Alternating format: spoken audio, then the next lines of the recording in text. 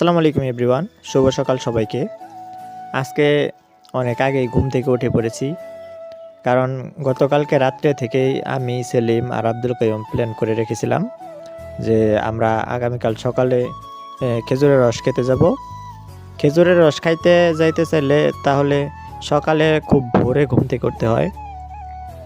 তো আমরা সবাই 6টার সময় এক জায়গায় হয়েছি বাজারে এসে, তারপর বাইকে করে রওনা দিলাম। সেলিমকে দিলাম বাইক চালাইতে, কারণ প্রচণ্ড ঠান্ডা বাতাস। এই ঠান্ডার মধ্যে আমি বাইক চালাইতে পারবো না, অনেক কষ্ট হয়ে যাবে। তার জন্য সেলিমকে দিয়েছি, সেলিম চালাইয়া নিয়ে যাইতেছি। এই যে দেখেন আমাদের গ্রামে কত কুয়াশা, কত ঘন কুয়াশা। পাহাড়ি অঞ্চলে মানে শহর অঞ্চলের থেকে অনেক বেশি পরিমাণ ঠান্ডা পড়ে থাকে সাধারণত। এই বছর অন্য বছরের তুলনায় অনেক বেশি শীত পড়েছে, কুয়াশাও অনেক বেশি। ঠান্ডার জন্য অনেক গাছপালা মরে যাচ্ছে। তো আমরা এই ঠান্ডার মধ্যে কষ্ট করে অনেক কষ্ট সহ্য করে পৌঁছে গেলাম।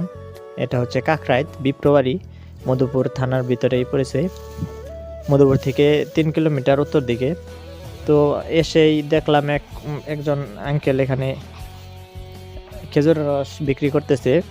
এসেই আর দেরি করি নাই, আমরা আসার সাথে সাথেই অনেকগুলো রস খেয়ে ফেললাম। আমরা দাম দর জিগাই নাই, আইসাই খাওয়া শুরু করছি। একজন 3-4 গ্লাস করে খেয়ে ফেলছি। খাওয়ার পরে দাম জিগাইছে, তারপরে মুরব্বী বলতেছে যে প্রতি গ্লাস 30 টাকা করে। তারপরে তো মাথায় হাত যে এত দাম কেন। মুরব্বী ভাবছে আমরা পর্যটক, অনেক দূর থেকে এসেছি, তো সেই সুবাদে 30 টাকা করে বলতেছে। আমরা দামাদামি করলাম না, যা হয়েছে 30 টাকা করে যে কয়েক গ্লাস খাইছি সেটার দাম দিয়ে দিলাম।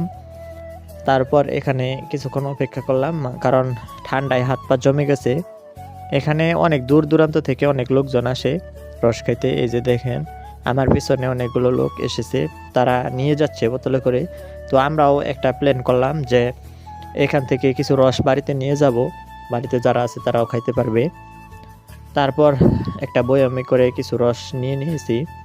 রস খাইতে খাইতে পেট ভর্তি হয়ে গিয়েছিল আমার।